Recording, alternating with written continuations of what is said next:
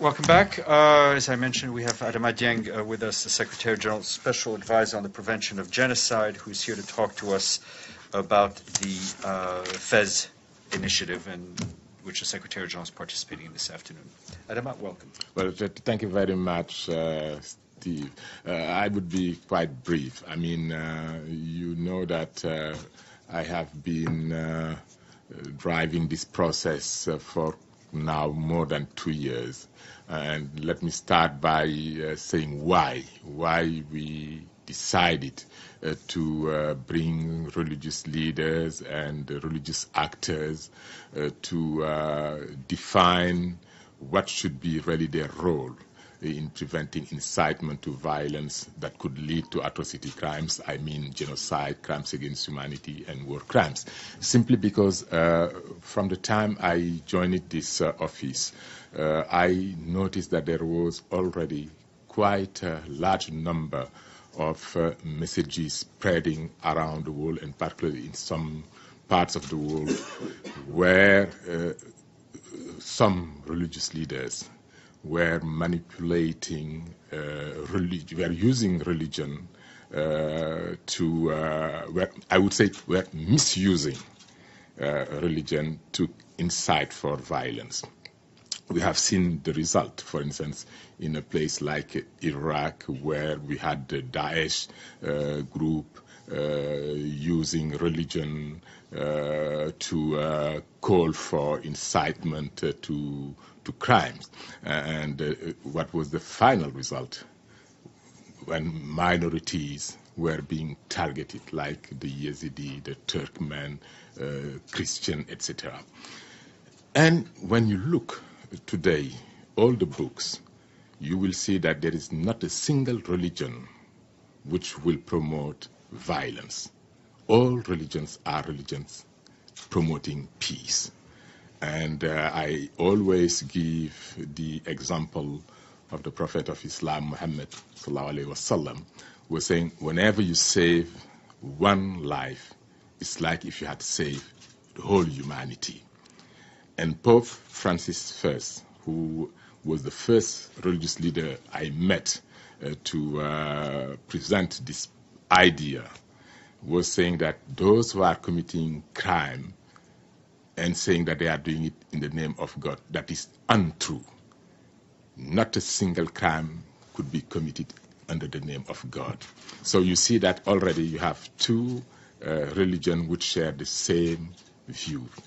And following the FEZ meeting, which was the first global meeting where we brought religious leaders from all groups, Muslim, Jews, Christian, Hindu, Buddhists, but also we brought minorities.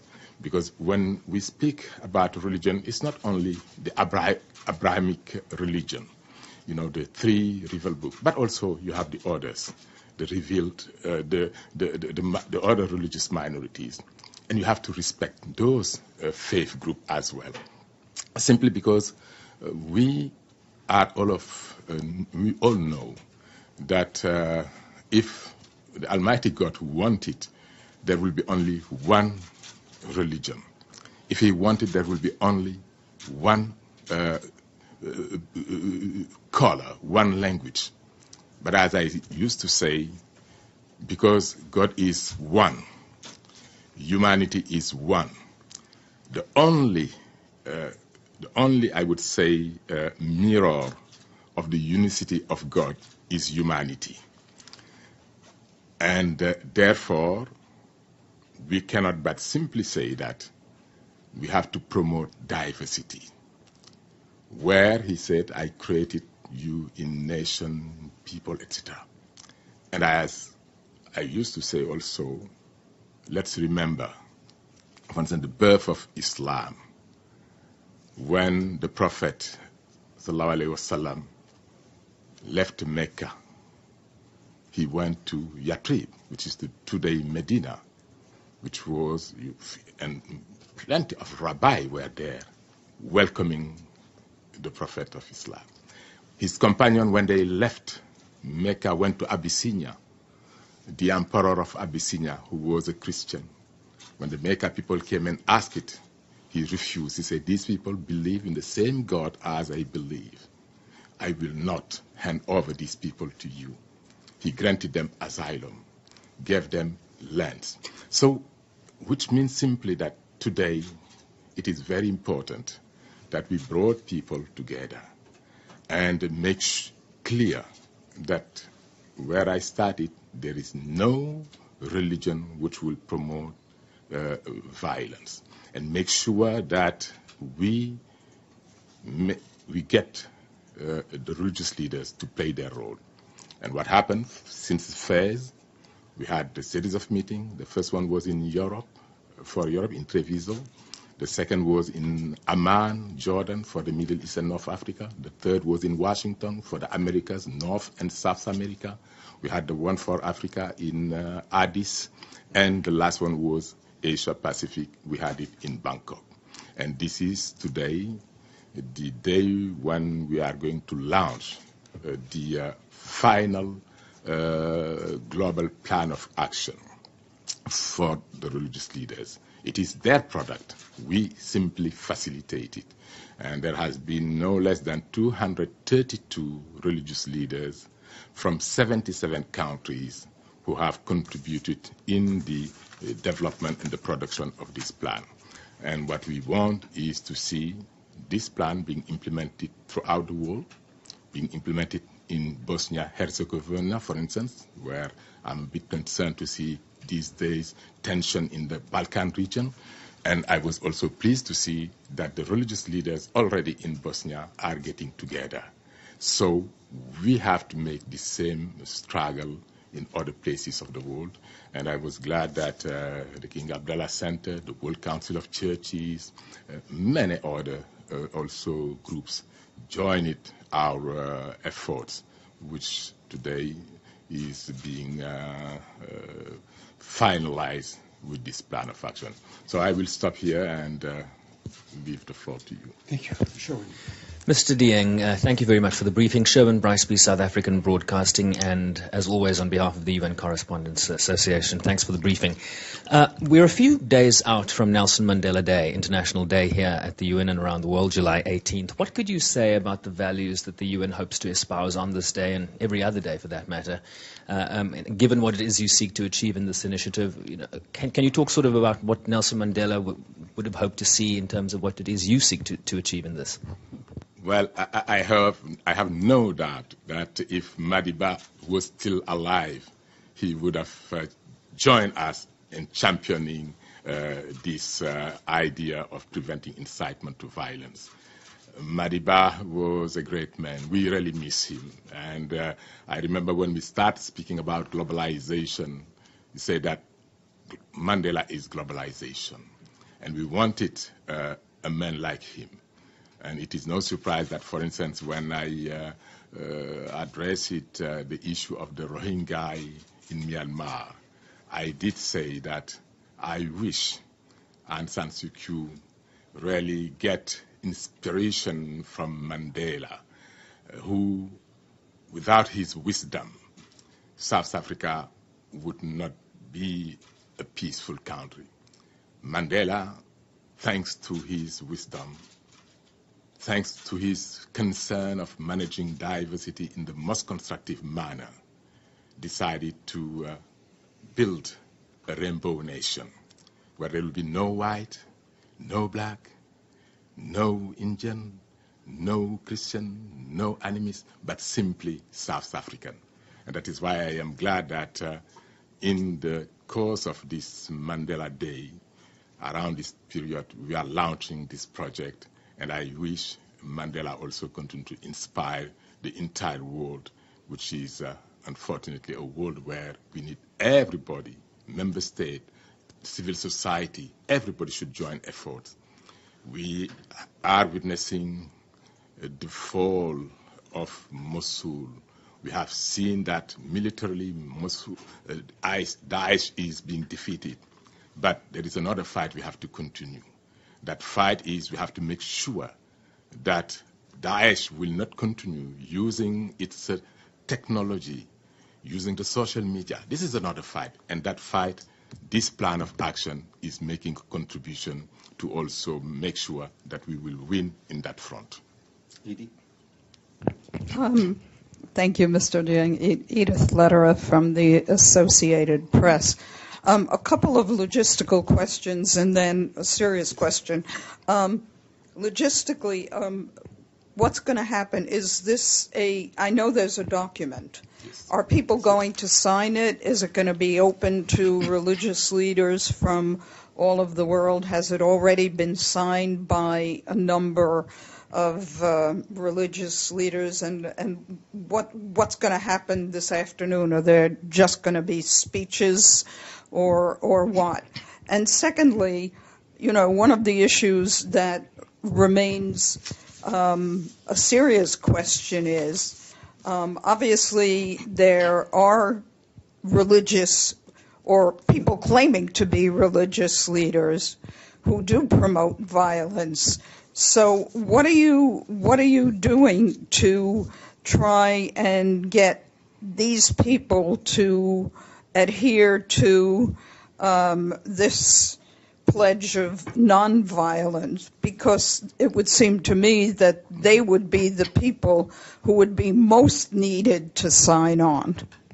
Well, picking on the last point, when we were formulating, let's say, this draft plan of action from FAIS, we, as Office of the Special Advisor, we are not expert, but we had a committee, an advisory committee composed of experts of all religion and from all parts of the world. And during the process we had in the various regions, we did not have a discussion only with people who were already convinced, but we had also people who were, I would not say extremist radical, but people who have different views on issues. And what is very rewarding is at the end of the day, they also realize that human rights should form the backbone of this plan of action. In other words, going back to the roots of what religion is.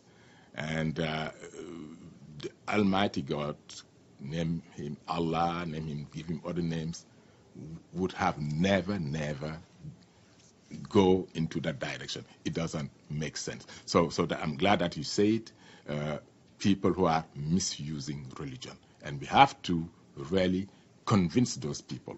I mean, I'm a true believer of dialogue. I mean, even those who are difficult, get and discuss with them. I remember in the early days of the Boko Haram crisis, I said nobody is born terrorist. One is made terrorist. And therefore you need to look into the root causes. How come that these emerged? We have seen it. You have people who are being excluded. When people are left behind, when people do not have access to health, access to education, access to whatever, being deprived of their even civil political rights. What could happen? You see, the young people who have been recruited, they didn't join it voluntarily. We had, in the process of this, the formulation of this plan, people who lost their son, for instance, in Syria, their daughters who joined it. We had also people who were radical, but who finally de-radicalized it and who have contributed to the formulation. Because the young people are the one we also have to be very much, we have to care about their future.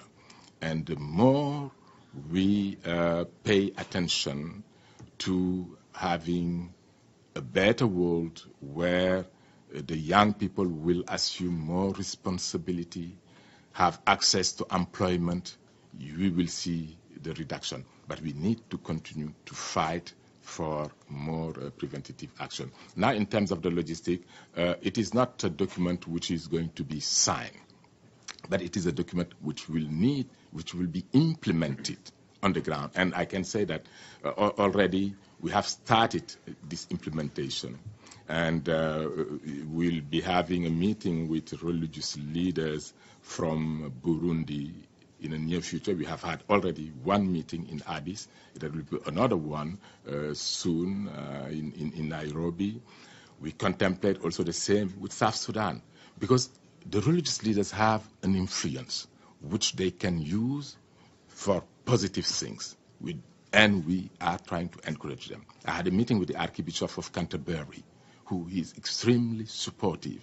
You may all remember that at a time there was this idea of the Pope Francis Premier to visit South Sudan, like he did in the case of Central African Republic. We saw in Central African Republic, and we encouraged and supported the efforts of the imam, of the pastor, of the bishop to work together. And those efforts are important. It is true that the responsibility to protect the population, to prevent incitement to violence, lies first and foremost with the state. But each of us has a responsibility, including you also, journalists. So this is a role for everybody to really prevent incitement to violence that could lead to atrocity crimes. Matthew? Thanks a lot. Matthew Lee, Inner City Press, on behalf of the Free UN Coalition for Access. Thanks for the briefing. I wanted to, you were saying, you'd mentioned Myanmar, and so it seems sometimes in this debate that the issue of there seems to be at least two countries in which Buddhist clergy, at least, not all, but some, are involved in targeting non-Buddhists. That would be Sri Lanka as well as Myanmar. And I just wanted to know, what's been your engagement on that, on sort of the different strands of Buddhism? And also, I wanted to ask you about Cameroon. I don't know if you're aware, as you speak about these clergy, there's a bishop there. There's a very high-profile case where an Anglophone bishop was, the Anglophone Catholic Church in the country is saying that he was murdered. He was found in a river, and it's led to a lot of kind of controversy even within the same Catholic Church. So I just wanted to know, I mean, I guess I hear what you're saying about all religions are religions of peace, but are you aware of that case? Do you have any update on Burundi? Do you think that this talking is this getting to the sort of, seems like it's maybe an ethnic or the government versus its opponents, but what's the possibility of this religious dialogue helping things in Burundi? Thanks a lot. Well, on the first point regarding Myanmar, let me tell you that when we had the meeting for Asia Pacific, we had Myanmar religious leaders, Buddhists. We had also Muslim who took part in the discussion. We have, of course, to realize that Myanmar is still a very difficult situation. And I'm glad that the rapporteur has been visiting. She's there right now. And let's encourage, really, the ongoing process. We have to make sure that also the atrocities which have been committed there are simply, of course, unacceptable. But let's see what will be the findings of the commission which is going to be dispatched to Myanmar. And now on the point concerning, of course, Burundi, there is no doubt that the situation is not an easy one, and we have to make every effort. Sometimes we tend to think that simply by issuing condemnation you can solve the problem. Whenever you have a possibility of a dialogue, we have to encourage that dialogue.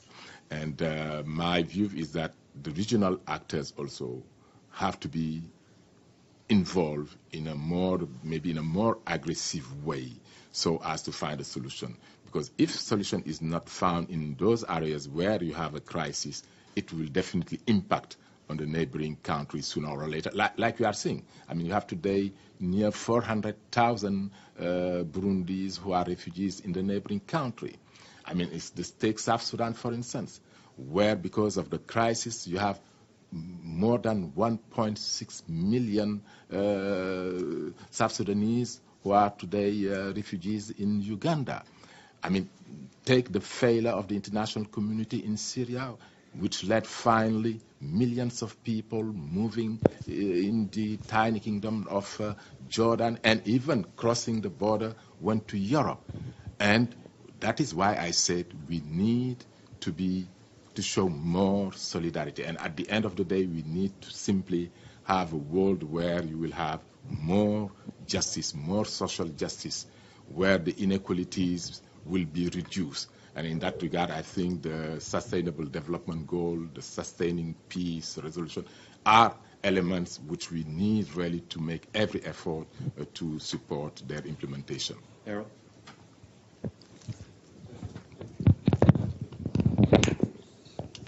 Thank you very much. Good to see you, Mr. Dieng, again. And I congratulate you on this initiative, which we would expect some very positive effects, of course, in Balkans and particularly in Bosnia and Herzegovina. Indeed, what you mentioned, it's true. It's going on right now because I'm back from the region. My question is, though, how would you expect, since this is, as Edie asked you and you answered, only kind of appeal without any signature, without any binding action, do you expect this to become a sort of platform for further action within the United Nations at the different forums and different meetings and conferences? And what would you do actually to make sure that these really happen, realize in certain issues? Because if this is only talk for the talk, obviously we did have that in the past, but without difference. Thank you. Well, I'm of the view that sometime having a true, genuine commitment could make more difference than having something which is signed. We have seen many states which have ratified instruments and who have totally ignored the signing of those instruments and violating grossly human rights. I always remember the case of Mulele when he was killed while Mobutu said that he granted him pardon. He sent even the boat and he was killed while going to the river. Where is the commitment? And Zaire at the time was the only country which has signed and ratified all human rights instruments, including the optional protocol. Hence, that was also the country with the largest number of violations of human rights. And even the situation of today still is a consequence of those. And that's why you have to realize that what is important is not simply the signature, but the commitment. And that means having the people up to the grassroots level to be involved. And that's when you take, for instance, the commitment from Pope Francis Premier. This is the only church which I would say has a type of hierarchy up down to the village. When the Pope speaks, it will resume there. I met with the Archbishop of Canterbury, the same. And I can tell you, both of them, the efforts they are making. And what we are doing here is a contribution. And we hope that this plan also will be used by the member states, will be used by the civil society, it will be used by the religious leaders. Because you notice that I mentioned also the religious actors. That means all the group faith organization. And there is. What about Islamic leaders? Absolutely. Absolutely. And I'm glad that the Grand Imam of Mecca, he will be participating in this meeting. As a matter of fact, today he is the one who is going to deliver the khutbah during the prayer here in the space on this Friday. And we want to make every effort. We make sure that at the end of the day, all this tension we are witnessing around the world, including within the Ummah, the Muslim community, and here I'm referring to the tension between Shia and Sunni. We have to make every effort because at the end of the day, they are the same. We are all the same. I was doing some research, and I remember in the year 628, you had the delegation of bishops who traveled to Medina and to meet with the Prophet Muhammad sallallahu alaihi wasallam. And can you believe they celebrated the Ramu, the palm leaf, in the mosque of Medina. That was the first expression of an ecumenical dialogue. Why something which was possible at that time is not possible today? We need, therefore, to go back. And that's why I'm also glad that we have the participation of Sheikh bin Baya. Sheikh bin Baya, who has initiated what is called the Marrakesh process, which is let's say, revisiting the constitution of Medina, which was the first constitution, so as to make sure that the rights of the minorities, the religious minorities, are respected in the today world, because this was contained in the constitution of Medina, which was the constitution adopted, formulated by the Prophet of Islam. So time has come to go back.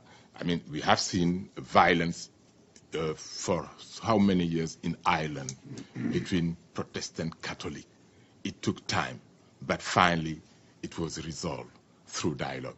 And my hope is that we will make the same effort in other places, and thanks to this plan of action being implemented throughout the world, and we'll be having another, after this launch, we'll have a meeting aimed essentially towards the implementation, and as it identifying where the priority should be. And already we had, for instance, in London, started even to work on this issue, because when we completed the European regional meeting, an alliance was established composed of the participants from UK, and they are working closely. And the UK government, you will see, has a very important department dealing with hate crimes, including also hate speech. So these are efforts we need to encourage. These are good practices also we have to share with other states around the world. In the back, and then Rashid, then Masood. The question of justice and accountability in the case of the Yazidis. What sort of efforts has been done from the UN and to bring the perpetrators of the Yazidis genocide to be tried? Are you trying to put together an effort to form a special court like the Iraq High Tribunal in the past to bring the former Iraqi regime to try, or who has the jurisdiction over the ISIL perpetrators, especially those who are actually being captured by the Iraqi or the Kurdish Peshmergas? I wonder about that. Well, I would simply say that the accountability regarding the crimes committed by Daesh is really a matter of concern even for the Iraqi government. I was approached about a year ago following my visit by the government of Iraq. I had them produce a paper titled Options for Accountability. And you may remember also in the margin of the GA, last year we had a meeting convened by Iraq, United Kingdom, Belgium, to look into this issue, to launch a global campaign. And we need to continue to work on it. And I can tell you that without revealing any secret, that right now the government of Iraq is working towards that, reaching that goal. But at the same time, we have also to make sure that crimes which might have been committed by elements belonging also to the Iraqi forces should be addressed. I'm not equating the Daesh horrible crimes with, but you need to have justice. Otherwise, the victims on the other side will remain frustrated. Yeah. I have a follow-up on this. There's a concern, especially among the Yazidis community. You talked about some of the perpetrators being from the Iraqi side. What sort of guarantee would be there for justice to be met if it's an Iraqi court? This is actually a concern being raised by the Yazidis community, especially those who actually suffered the most. Well, I should say that there is not yet really any decision which has been made. This is a process, ongoing process. And at the end of the day, you may have, I mean, for instance, I refer to option. Nothing deprived tomorrow Iraq to make a special declaration to the International Criminal Court to ask support for a hybrid court, but also at a national level. And you remember that there was, for instance, a communique which was signed between my colleague, the special advisor on sexual violence, and the government of Iraq to address. So simply to say that the Iraq of today to my view, seems to be going in the direction where they will understand that unless they make sure that no one is left behind, when I say no one is left behind, is include everything, including for justice. And at a time when I was with the Yazidi community, with Baba Sheikh, their spiritual leader, when the young people wanted to take the arms to fight, I said, don't do justice yourself. Justice will be done sooner or later. And I hope that this will come. We all know the process of justice is quite slow. The former Yugoslavia tribunal will close maybe very soon. It took 20 years before the Arusha tribunal be closed, but it took also more than 20 years for the former president of Chad, Hissène Habré, to face trial in my country, Senegal, where he was convicted for serious crimes and sentenced for the remainder of his life. It took 20 years for the former president of Guatemala, Rios Monte, to face also. So simply, this is the time of justice, and you have to give time, and I'm sure that the Yazidi people will be satisfied sooner or later. Majid, then Masoud, and we'll call it an end. Thank you, Stefan. Thank you, Mr. Dieng, for this briefing. It's good to see you again.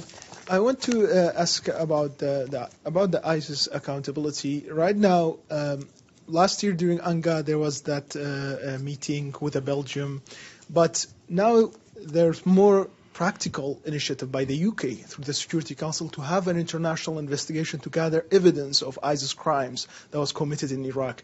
What do you think about that initiative? Do you think it is necessary to have an international team to gather those evidence? And my last question is, it's related.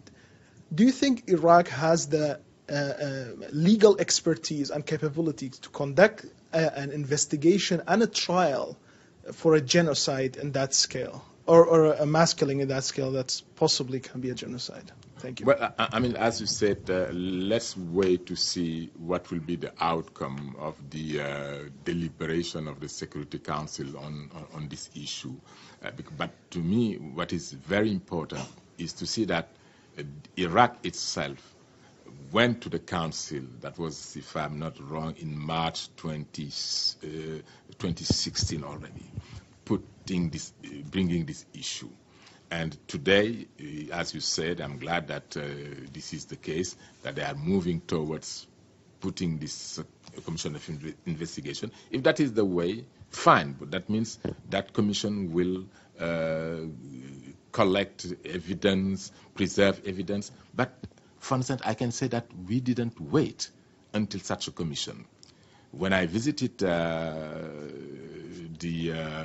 Kurdistan, when I was in Dahuk, etc., one thing I noticed was the urgency to make every effort so as to identify for instance, the mass graves, and make sure that also evidence is being collected and preserved. And I provided even support to Father Dubois, a French priest who is very much committed in helping to collect those evidence. And you have other groups like Yazda. And in the Kurdistan Ministry of Justice itself, put in place a documentation. So those are efforts which are going, and we do believe that this can help. And I have asked also GAMAC, which is a global action against atrocity crimes, to provide support. This is this group about now 70 member states, which are part of that network, and to provide technical assistance, expertise. I have seized them recently with the case of Iraq to see if they can help to bring forensic experts. I mean, these are things which are being done. You know, we don't have video resources, but those member states who are truly committed can assist Iraq. And about my second question, do you think Iraq has the legal expertise and capabilities to have a trial for in a scale of genocide? 2 years ago, you told me Iraq doesn't have it. What do you think right now? Well, I think even if they don't have it, they can get the support. I mentioned GAMAC to support them. I mean, I was, for instance, in DRC, the military auditor is doing good work regarding the sexual abuse being committed. They still need to do more, but there are other cases where they don't have enough resources. And I'm planning, if they accept it, to help them to find resources from some Francophone countries who have military prosecutors extremely competent, name them, could be in Senegal, could be elsewhere, experienced with this type, to help them. And Iraq also the same. I think there is a need to really strengthen the national justice systems. To my view, that is extremely important. I mean, establishing international ad hoc tribunal, I'm not sure that this is something which is in the pipeline, which has appetite, but what is important is, to my view, the more we strengthen the national justice system, the more we make sure that we have independent judges and prosecutors, the better we will see those countries remaining stable. Masood, last question. Yeah. Thank you, Excellency. My name is Masood Haider. I represent Daily Dawn newspaper of Pakistan. I mean, at the outset, you gave an example of Bosnia-Herzegovina as an ideal for, a dialogue between faiths and so forth, and you compared it with Hazrat Muhammad, Sulh Hudaybiyah, and so forth. What I'm trying to say is that at this point in time, as you know, that so far, the whole political spectrum of the Muslim world is divided in sectarianism. Sects, one after another, and they're dividing it. Like when a country like Pakistan, people are being killed every day by sectarianism all over the world. And one of the reason why I'm trying to say, one of the primary responsibility for that to perpetuate is Saudi Arabia. Money is coming from Saudi Arabia. And you talk about, the Imam of Kaaba and so forth. But the thing is, that has not Masood, happened. with respect, could we just have a question? Yes, sir. My question is, have you been able to solicit support from either the governments or enough religious institutions to, take this plan forward? That is the most important thing. This plan, that action plan that you have forward. Do you think that you would have enough support for that? Well, that is the call we are making, and this afternoon when you will attend, you will hear that call, calling not only on the religious leaders, but on the member states as well, on the United Nations, including, and the civil society. Because as I said, this is a collective responsibility. Although this is the religious leaders, but there is a need to have the support of each and every entity. And I have no doubt that the sole fact that the Saudi Arabia has allowed the participation of the Grand Imam in this gathering, to me it is a very positive signal that we care. We care about this. Because sometimes, as we said, when you move in these body waters, you will discover things, and I'm glad that really the Grand Imam is coming. And this Imam, Sheikh, is known as being someone who is quite open. Having said that, we have to realize that we need to do more efforts around the Muslim world, to do more efforts, and even in terms of communication, because I think there is a lot of misunderstanding. When you see, for instance, Shia and Sunni academics getting together, developing ideas, including, I remember, even on financing issues, issues of interest banking, very positive. We need also to come tomorrow to make sure that those who are, those very regressive forces are being fought and defeated by those clerics who are more open, who are in fact the clerics who confirm their life with the writings. Because if you go back to the writings, we will see that those who are conservative are wrong. Thank you very much. Thank you. I think we have, Masood, I think we can continue conversation offline. But